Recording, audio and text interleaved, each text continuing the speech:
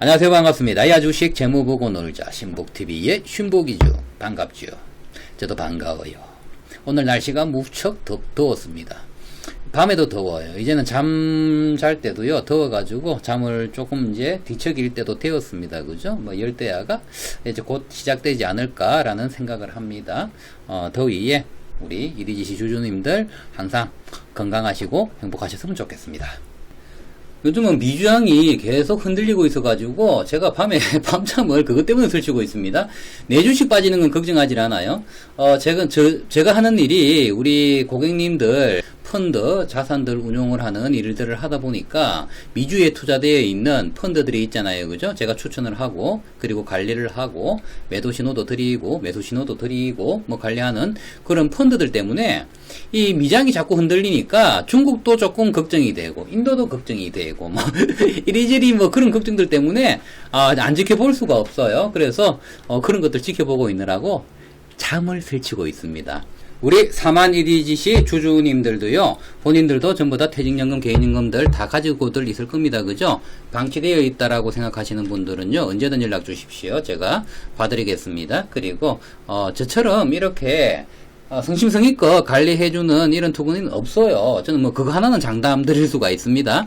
그래서 언제든 연락 주시면요, 제가 타사증권사에 있든지 특히 보험에 있다라고 하면요 넘기셔야 돼요. 보험에 뭐 금리에 투자한다라는 거는요 지금 시대에 맞지 않는 얘기입니다.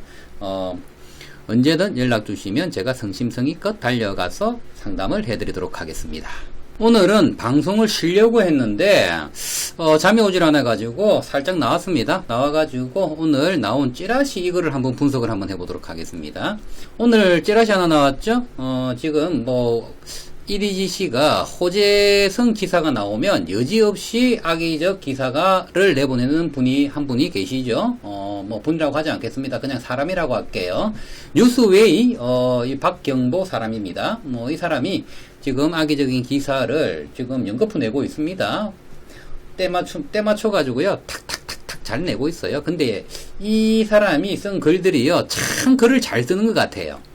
그걸 참 잘 써요. 이 정도 글 솜씨면요 작가 쪽으로 가는 게 훨씬 조금 빠르지 않겠느냐라는 생각이 듭니다. 왜 여기에 본인의 에너지를 소비를 하는지 잘 모르겠지만 뭐 본인도 사정이 있겠죠. 그죠? 그러면 이 지금 기사 내용들 우리 지금 뭐 저희 방이나 아니면 뭐 주주들 방이나 뭐 이런 방에서 함께 지금 투자를 하시는 분들은 이런 기사들에 대해서 뭐 좀 상의도 할 것이며 이런 부분에 대해서 분석도 하고 이런 정보들을 공유를 할 텐데 혼자서 투자하시는 분들은요 이런 찌라시가 나오면 던져야 될지 말아야 될지 일단 갈등하게 됩니다. 그죠? 이리지시 주주들이 4만 명이나 됩니다. 본인들 기사 하나로 수없이 많은 사람들이 본의 아니게 손실을 입을 수도 있는데 중립된 입장에서 기사를 써야 되실 분이 이렇게 악의적으로 편협되게 기사를 쓴다라는 거는요 조금 아닌 것 같아요. 그래서 혼자 솔플하시는 분들을 위해서 이 기사를 한번 파악을 한번 해드리려고 합니다. 그래서 제가 자지 않고 쫄쫄마리 자전거 타고 나와가지고 방송을 만들게 되었습니다. 한번 파악을 한번 해보도록 할게요. 짧고 굵게 가도록 하겠습니다. 지금 시간이 10시 40분을 넘어가고 있습니다. 제가 말을 좀 빨리 할게요. 우리 구독자분들 제 말 이제는 알아들으실 거라고 생각을 하고요. 제가 사투리가 아직 심하다 보니까 말이 빠르면요 못 알아듣는 경우도 있거든요. 양해 부탁드리면서 제가 빨리 진행을 한번 해보도록 하겠습니다. 표를 하나 만들어 놓은 게 있는데 이 PDF는요 굉장히 잘 만드는 것 같아요. 이거는요 앞으로도 내가 가지고 이용을 해도 좋을 것 같은 표입니다. 이분은요, 이 정도로 만들 것 같으면요, 정말 이리지시에 대해서 정말 분석을 많이 하신 분이다. 오히려 나보다 더 많이 하신 분이다. 라는 그런 생각이 듭니다. 고마워요. 지금 여기 보시면요, 매출액이랑 당순을 지금 표기를 해놨고요. 그리고 여기에는 주가 방향이랑, 그리고, 주가 흐름이랑, 그리고 여기에, 그 중간중간 있었던 일들을, 표를 잘 만들어 놨습니다. 감사합니다. 기사들은요, 우리 주주님들은 한 번쯤은 다 읽어보들 보셨을 겁니다. 그죠? 깜짝 놀랄 만한 기사죠. 그죠? 딱 이 기사만 보면요, 당장이라도 던져야 될 만한 기사입니다. 뭐 그 정도는 아니죠. 이전에 더 강력한, 악의적인 기사가 있었죠. 그죠? 자, EDGC 주가 더 내리면 위험하다. 12,600억 조기 상한 우려가 있다라는 타이틀을 만들어 놓고요. 2개월 뒤에 12조기 상한 청구권이 가능해지고 현주가는 전환가액을 밑돌고 있다. 5년 연속 적자에 순손실액은 매년 확대되고 있다. 부채 비중도 증가 추세다. 신용등급 낮아 추가 차입이 부담스럽다. 2분기 흑자 전환이 여부가 관건이다. 이 내용들은요, 팩트라고 할 수 있습니다. 그죠? 그렇지만 이 내용들이 단순히 이렇게만 생각한다라고 하면 팩트일 수 있지만, 우리는 다른 면도 살펴봐야 됩니다. 자, 기본적으로 단기 순이익이 지금, 순이익이 지금 적자폭을 키워가고 있다. 보면 73억, 86억, 94억 이렇게 늘어났습니다. 그죠? 그런데 여기에는 상대평가를 하지 않았습니다. 요거는요, 그냥 단기 순이익에 대한 절대평가죠. 그 기사 그대로인 거죠. 그죠? 그런데 여기에서는 상대적으로 평가를 해야 되는 게 뭐가 있죠? 매출액입니다. 그러면 매출액 대비해서 순손실액이 어느 정도 비중을 차지했느냐? 이걸 우리는 살펴봐야죠. 자, 2018년도에 상장 당시에 215억, 첫 해에 215억의 매출을 했습니다. 이때 73억의 순손실을 기록했습니다. 그러면 매출액 대비해서 순손실액은요, 거의 40%를 초과를 합니다. 그만큼 순손실액 폭이 크다는 얘기죠. 매출액 대비해가지고. 그런데 2019년도가 되면요, 매출액이 거의 뭐 3배가 뛰었습니다. 그죠? 2.8배 정도가 뛰었는데, 567억. 그러면 순손실액은 비록 한 13억 정도가 더 늘었지만 비교를 했을 때 매출액 대비를 해가지고 순손실액은 어느 정도가 되느냐, 요걸 우리는 계산을 해보면요, 한 14% 정도 되는 거예요. 개선이 굉장히 크게 된 겁니다. 이게 왜 우리는 상대평가를 해야 되느냐? 우리가 영업이익이라는 거는요, 단순히 단기 순이익을 만들어낼 때는 매출액에서 우리가 판관비하고 그 매출 원가를 빼고 나면요, 영업이익이 되잖아요. 그죠? 영업이익에서 그리고 금융비용이라든지 이런 기타 비용, 부대비용들을 빼고 나면 단기 순이익이 됩니다. 세금하고 다 공제를 하고 나면 그게 순이익이 되는 거죠. 그래서 이런 과정들이, 일련 과정들이 있기 때문에 그 과정들이 개선이 되었느냐, 안 되었느냐, 이걸 우리는 살펴볼 필요가 있는 거죠. 그래서 이 비율이 굉장히 큰 폭으로 개선이 되었다. 14%. 여기에 이제 2020년도가 넘어가면요, 매출액은 925억을 하게 됩니다. 굉장히 큰 금액이죠. 물론 이게 EDGC의 주 파이프라인에서 나온 건 아닙니다. 헬스케어가 합병이 되면서 500억이라는 매출액이 여기에 업어지면서 가능했던 얘기죠. 그렇지만 여기에 대해서 비교를 했을 때 94억 단순히 당기순이익이 금액이 한 12억이 더 늘었죠. 그렇지만 매출액은 얼마가 더 늘었죠? 거의 뭐 1.8배는 더 늘었다. 전년도보다. 3년 전보다 얘기를 한다라고 하면요, 거의 뭐 한 450%가 매출액이 더 늘었잖아요. 그죠? 그렇다라고 하면 여기에 대해서 지금 9.8% 정도가 매출액 대비해서 단기 순이익을 기록. 그러면 이게 무슨 얘기냐, 역으로 얘기하면 매출 원가나 판관비나 그리고 기타 금융비용이라든지 이런 것들이 개선이 많이 되었다 라고 얘기를 할 수가 있겠죠. 이런 부분들은 쏙 빼고 단순히 단기 순이익이 늘어났다, 적자폭은 커지고 있다, 이렇게 표현을 한 거예요. 그러면 올해 1분기 때, 제가 올해 1분기 때는 제가 재무상태표를 읽어드리지 않았습니다. 그죠? 요번에는 그냥 넘어가겠다라고 제가 말씀을 드렸는데, 1분기 때, 그래서 오늘 내가 이것 때문에 오늘 재무상태표를 좀 봤어요. 자, 여기에 대해서 보면요, 1분기 때 207억 했습니다. 전년도보다 더 많이 한 거죠. 이 추세라고 하면, 올해 제가, 목표가 한 1100억 이상이 지금 저는 이제, 매출액을 하지 않겠느냐라고 생각을 하는데, 한 1300억, 요 정도 목표로 지금 잡고 있는데, 그거를 지금 만들어내어 가는 과정이고요. 충분히 가능하다라는 생각이 듭니다. 지금은요. 그리고 또 요번 합병을 통해 가지고 저는 또 더 큰 기대감을 또 가지게 되고요. 여기에 대해서 이제 207억에 대해서 34억 정도를 했습니다. 그러면 요 비율은요 8% 정도가 되죠. 그러면 판관비하고 영업 이런 것들이 확실히 개선을 많이 시켰다라고 얘기를 해야 되겠죠. 단순히 단기 순이익이 적자폭을 키우고 오고 있다, 이 말은요 안 맞다라는 거예요. 그럼 두 번째, 2개월 뒤에 12조기 상한 청구가 발생을 하면서 이 유동성 확보에 비상이 걸렸는지 우리는 그것도 한번 살펴봐야 되겠죠. 오늘 이 기사에서 가장 지금 훅 들어온 거는요, 이거였거든요. 2달 뒤에, 팩트는 맞습니다. 팩트는 팩트예요. 2달 뒤에 조기 상한 지급일이 도래를 합니다. 2021년 11월 2일입니다. 그러면 40일 전에 신청을 할 수가 있어요. 청구권을 행사를 할 수가 있다는 얘기죠. 이게 풋옵션이죠. 그죠? 풋옵션 행사를 할 수가 있다는 얘기입니다. 그러면 요때 9월 23일부터 신청이 가능한데 이때 600억이라는 시비가 조기 상환 청구권이 들어오느냐 라는 얘기죠. 그죠? 극히 힘든 얘기입니다. 그죠?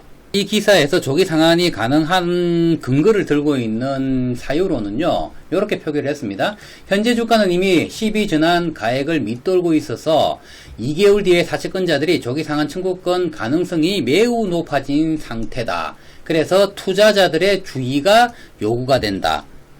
이런 표현은 사실 이거 하면 안 되죠. 그죠? 공개 언론사에서 이게 투자자들의 주의가 요구된다. 이 회사 망할 가능성도 있으니까 니들 빨리 도망가. 뭐 이런 느낌이에요. 그죠?